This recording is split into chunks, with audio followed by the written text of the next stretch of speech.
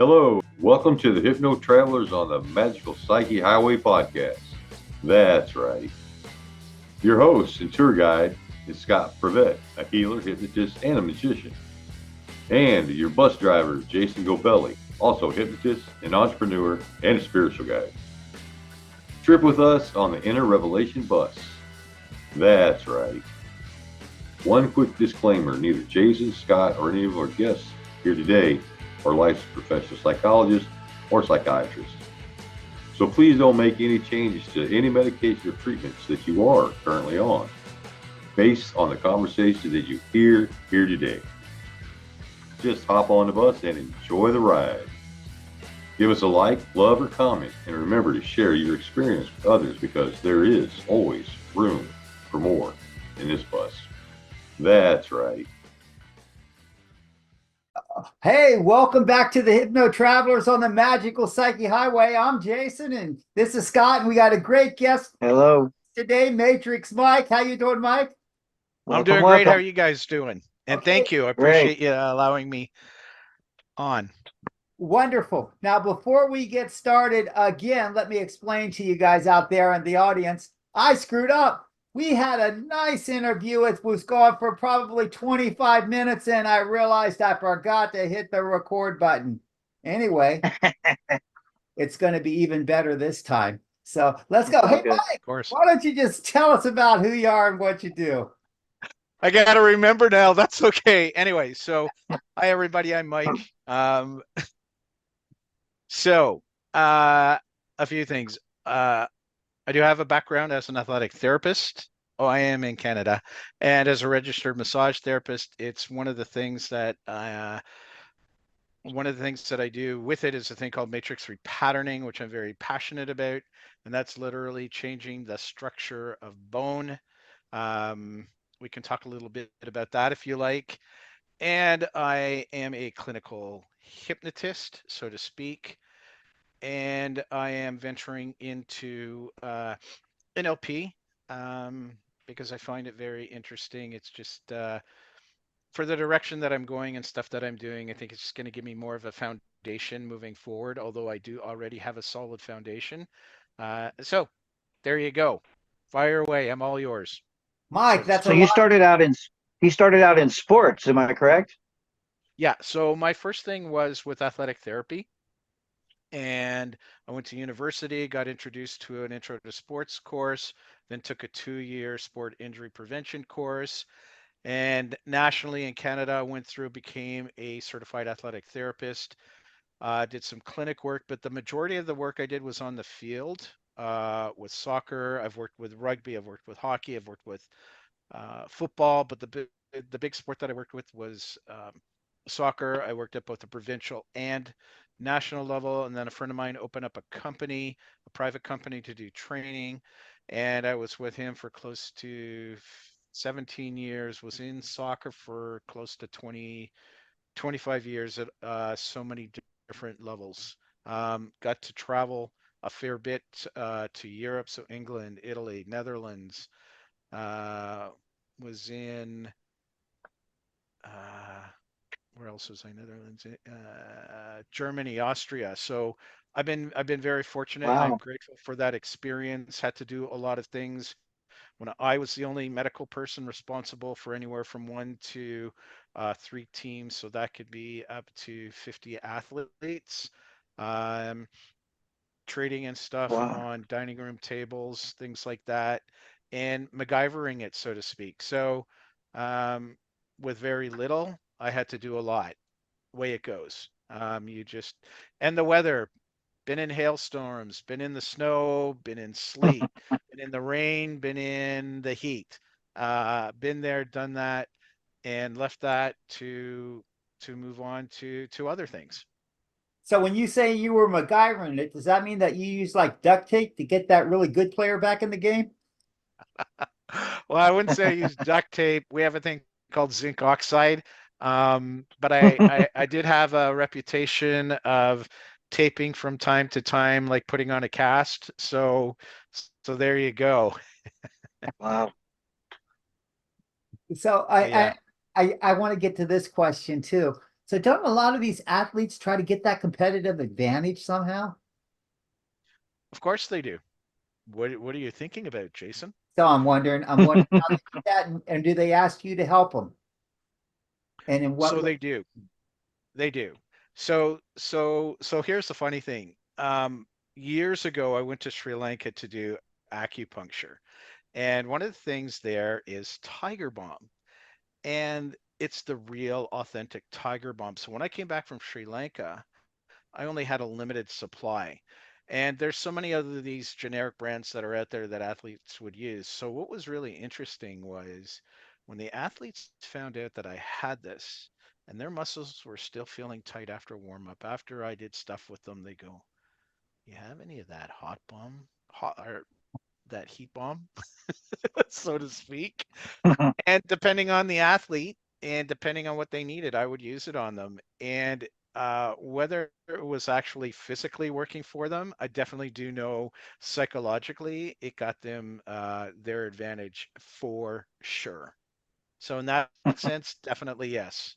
Some of them do want the edge, 100%. At my level that I was working at, we didn't get into or was not aware of that thing they call steroids.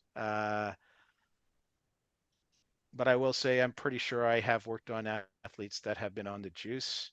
And that's quite obvious by looking at their body with all the acne and stuff like that, and temperament and all that kind of stuff. So, yeah.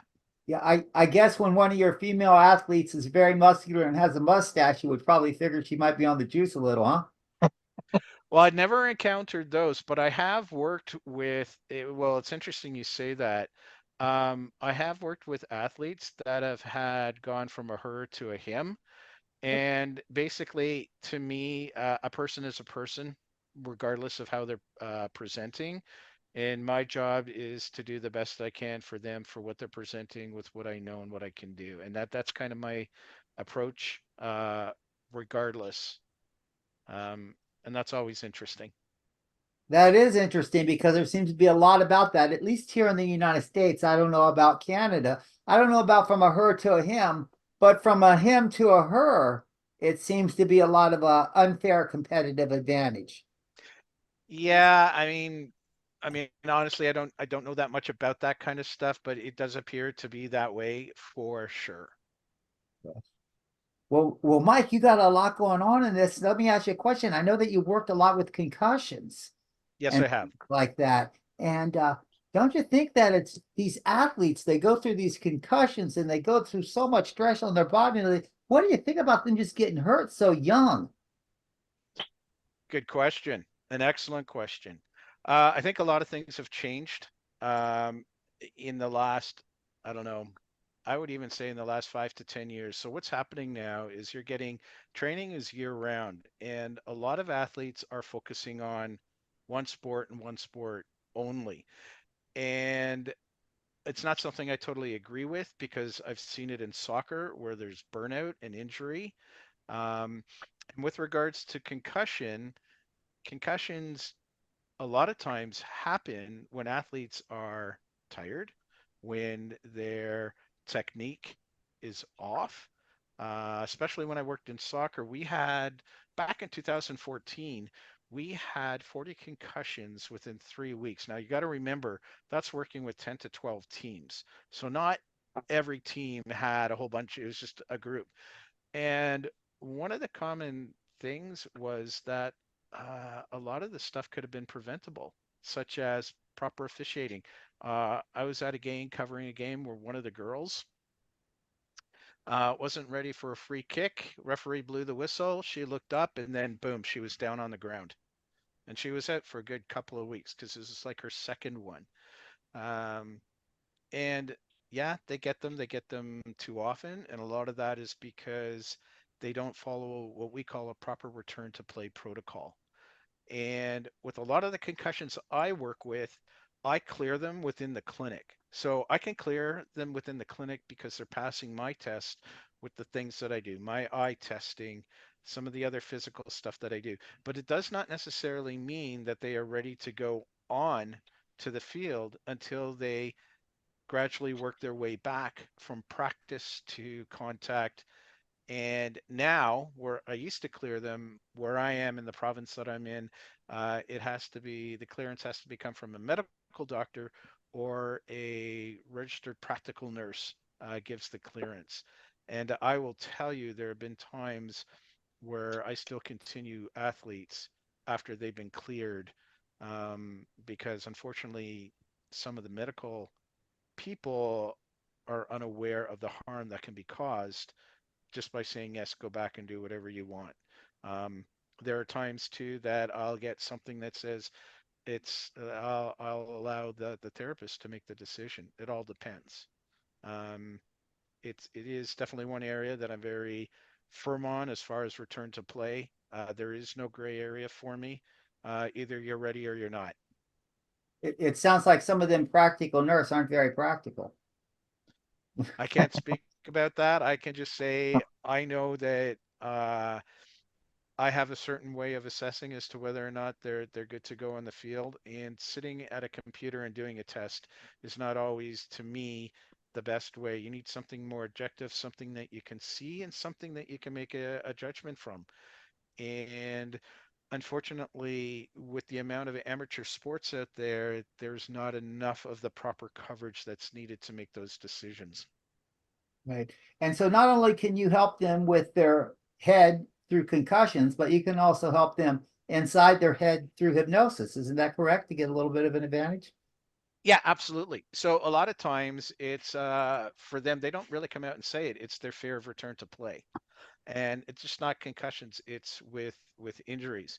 So what I have found is many athletes that continuously get injured, concussion, um, rotator cuff, if I'm working with swimmers, it could be knee and stuff like that, different kinds of things, is if they're getting injured all the time, there has to be a reason behind that. Is it because they don't feel that they're good enough? Is it because they're not meeting somebody else's expectations? Or is it because they're looking for attention and this is the only way they can get that? So when I work with those types of with athletes that are like that per se, I wouldn't say that type, um, I listen and I listen and I listen and I will throw out the odd question and I'll say, so what would you rather look like instead? Or what would you rather have instead?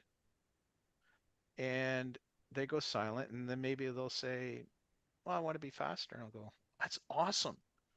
And what would that look like for you? And they'll go, and they'll tell me. And I said, that's great. Do you ever go to bed at night seeing yourself actually feeling that, seeing it? And then maybe, I don't know, maybe the next day, perhaps waking up, noticing that there's something different and that when you go to train or when you play, your coach says, "Oh, notice you're a little faster." And your teammates notice that you're a little faster. And the rest of your team starts to notice there's a difference. And all of a sudden, that light bulb moment goes off. And they have this, I like to call it a glazed look, almost, forgive me for saying this, almost like a stoned kind of look, because I've seen it many times. Uh, so that's kind of, you know, Yeah. without taking them Yeah. into trance, if there is such a thing, if it does exist, right? So I work from that. And the thing is to be curious and to have fun because I love working with those athletes. They're amazing. I'll give you an example. Not too long ago, I did some sport massage for swimmers from Quebec, one of the provinces in Canada, for an international meet. And they were amazing to work with. And I start to talk to them, this, that, and whatever. And I had quite the conversation with one of them because she said, we had an opportunity to either choose to do physical work or to work on our mental aspect. And I said, well, which one did you choose? She said, I choose the physical. I said, well, how's that? She goes, well, I'm pretty confident. I said, well, tell me more about that. She says, well, I get support from my family. I said, oh, that's interesting. So do you believe in yourself? She goes, of course I do. I said, and then so then I went on. I thought this is great. This just opened the door for me to ask the question. So tell me, when you know that you're good and you feel good about yourself, what does it actually feel like? Total silence. And I could see the change in her face. I said to her, so that feeling that you're feeling right now, what's that like?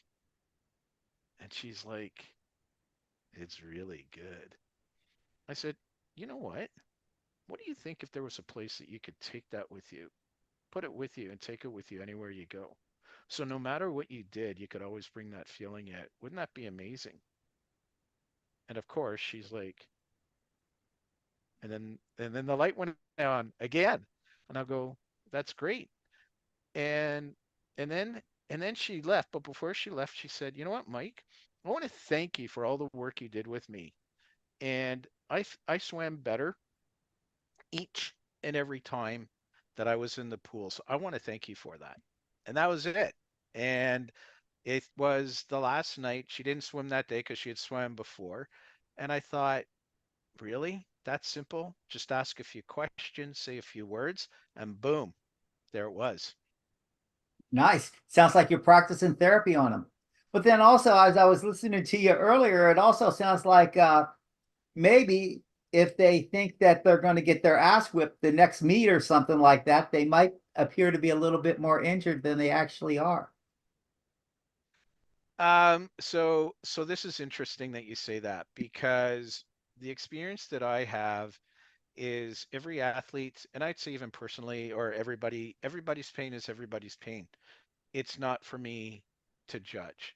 It's only for me to help them perhaps understand what is causing the pain and helping them figure out their own solution. Not for me to give them the solution, because if it comes from me, it doesn't really mean anything. It has to come from them. And I think that's what with hypnosis, NLP, whatever you want to call it. I think the important thing is the solution has to come from within, um, regardless if it's an injury or something that we need to get over to get to move forward to be our highest self and all that kind of stuff. It has to come from within, because if somebody else gives it to you, it takes away from you really figuring yourself out, what you can do, what you need to improve on, those types of things. Nice. So you call yourself Matrix Mike. What's that all about? What's the Matrix Mike off? What's that thing called?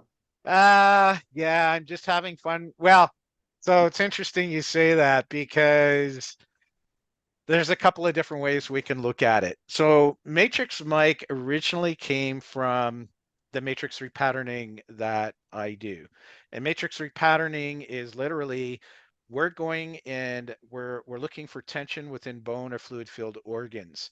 And we're looking at the cellular level. So we're working from the inside out. And what the matrix is, again, is finding tension areas. We're using what we call matrix mags. They're magnets where we literally scan the body from head to toe to find areas of tension that are not relaxed compared to the rest of the body. And because we know the body is connected from head to toe, I can find something in the shin, for example, of the right leg, and I can treat that area, release the tension there, and all of a sudden, somebody that's come in that has restricted range of motion on the left side of their shoulder, they now have increased range of motion. That type of a thing, because we are connected from head to toe. So I thought, why not adopt it Matrix Mike? Nice. Now, the other thing that has come up with the Matrix is sometimes, only sometimes, I will take people into my matrix in hypnosis. And in that matrix, it's a place where people can be their best selves. They can be more energy than matter. They can do whatever.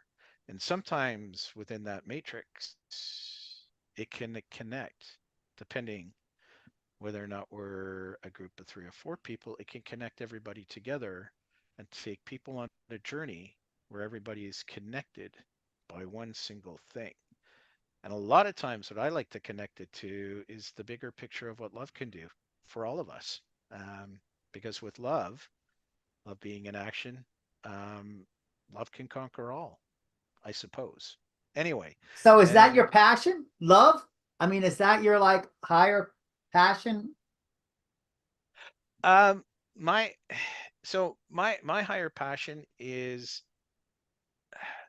kind of so my I guess it kind of relates to my life purpose, which is you can overcome whatever happened to you as a child or a teenager, or even as you get older, to move on and do good in the world, whatever good that is. And it's different for everybody. It can be at a small level, it can be at a big level. It's just that when when people feel better about themselves because they've been around you, that's magical. However that happens. And for I'll be honest, for the longest time, I used to be a an incredible negative Nelly. Incredible. And when you start to realize that people are where they're at, or people are very successful, it's because they've had to overcome something to get there. Does not necessarily mean that everybody likes them. Maybe they respect them. But when you become more of who you are, your true, as I like to say, your true authentic self, whatever that is. And I think for a lot of people, it's an ongoing process, because as you learn something, you grow. And as you grow, you want to learn more, and you just keep on going. Um, in a sense, what you're doing is you're up spiraling. If we think about it, we hear about people down spiraling. Well, what if we look at ourselves as though we are a system, and that nothing is actually broken? It's just certain parts of that system we need to evolve at a different level, which may mean we may need to let go of certain things that are no longer serving us. We may need to be more part of something else, those types of things. So my passion is just, I want people to feel, I mean, it's selfish. I just want people to feel better about themselves after being in my presence. Because one of the other things I believe in is what I call, it's a ripple effect. And I think many people may be familiar with this, is you drop a pebble in a pond, it ripples, right? And if you continue to drop more pebbles and more pebbles and more pebbles, it ripples, ripples, ripples, ripples. So the more that I can cause that ripple, and the more people I can work with, the more people that I can help. And the key is, and this is another one, you've just opened up a can of worms here, Jason, is what are they willing to invest? And that's right, the word is invest into their own personal development, their own change. Then it's going to have a ripple effect to the people that are in their immediate circle of influence, and to the influence that surrounds them. One of the things when I treat somebody, a child, an athlete, or some of my other people, is somewhere tucked in the back of my mind is, I'm not treating that person. Maybe I'm treating that entire circle of influence, for a number of reasons. One, if they feel better, that whole environment, they're going to be better. Two, word of mouth kind of a thing. And if you're negative all the time, like I used to be, well, work in progress. What can I say? Nothing happens. The opposite. When you turn that corner and realize that you're enough, that you're good at what you do, and it's really up to people to decide, for them to come to you, as compared to getting on your hands and knees and begging them, things start to change, because you start to attract the people that you want to help, that you know that you can help. I know I've been all over the place. So that's I okay. hope that answers your question. So if you throw enough pebbles into that pond, you not only cause the ripples, but you raise the water level. Now, that Sure. said, all this other stuff, it sounds like you've done a lot of this and you've learned from experience. So let's get real, Mike. In your life, Okay. what have you overcome? Oh, okay. Self-doubt. Still a bit of work in progress. So I've let a lot of go. So let me say this. I've experienced what they call timeline therapy. And what it did is it cleared a lot of things. I actually lost my fear of death from that, which I wasn't like I didn't go in for that. I wanted to experience timeline therapy. And when you do that, and it's done, again, it's content free. And again, depending on how it works within your model of the world or your belief level. Anger, fear, sadness, hurt, shame, and guilt. In an hour and a half or less than 90 minutes, something happened. It was magical. And then I woke up the next day and that fear of death, like I don't get that feeling in my chest anymore that I used to. And I'm going, what the heck just happened? And what it did is it allowed me to be on the receiving end within, and I'll say Mike Mandel's the practice rooms, because for the longest time I was doing, in a sense, more of the hypnosis. It allowed me to be a bit selfish and say, you know what? Maybe it's time to be on the other end. So there's a balance. It gave me balance. And letting that go, what it's done now is allowed me to face other issues, if you want to call them.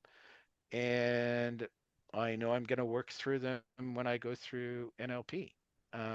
Hypnosis has taken me one step. I know there's a next step, and there's a next step. It's never ending. And long term, I love what I do with my hands, my manual therapy, my matrix repatterning, my athletic therapy. But I know it's something that I'm not going to be able to do forever, number one. And number two, I, for the first time, like, I will say I was I am, I was going to say I am pretty good at what I do with my manual therapy. But I will say for the first time in my life, the first time ever, I found something that I did that I was good at, and I was good at almost right away. Now, understand, I've fallen on my face many a times. I've been sent back many a times. However, the passion within me to see what can be done and what has done has allowed me to continue to move forward regardless, and to continue to learn, to grow, fall on my face, get back up, and move forward, simply because of the results that I've had with what I've done. So I will say this unapologetically. I know what I can do, and I have the testimonials to back them up. Obviously, you want to have more. But I also know too that with some of the stuff that I do, people do not want to give them out because stuff is very private. You know, if you were in an abusive relationship, regardless if you're a male or female, is that something you want to share publicly? No. If you've had, like, I've worked with people that are private because of the nature of their work. They don't want that stuff out there. But I do know I'm I'm very good at what I do. And anyway, It sounds like you shared a little bit about some of those aha moments. well, and the thing is that, yeah, and the thing is too is I was never able to say that before.